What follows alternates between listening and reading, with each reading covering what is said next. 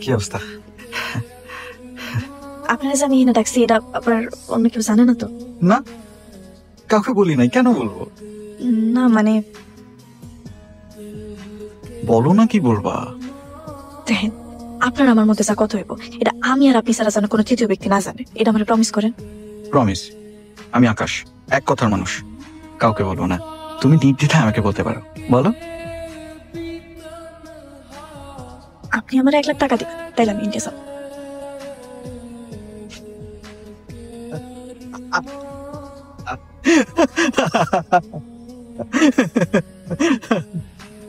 আরে না দিলে না দিবেন, আমি না আসার কি আছে? আরে আরে দেবো না সেটা তো বলি নাই। শোনো, আমি হাসতেছি, তুমি এই সামান্য কথাটা বলার জন্য লজ্জা পাচ্ছ।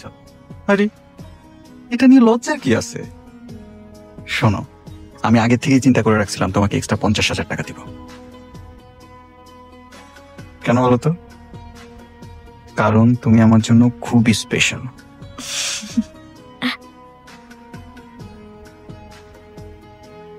আর শোনো, তোমার ব্যাগটা কিচ্ছু গোছানোর দরকার নেই, আমি তোমার জন্য স্পেশাল শপিং করে রাখছি।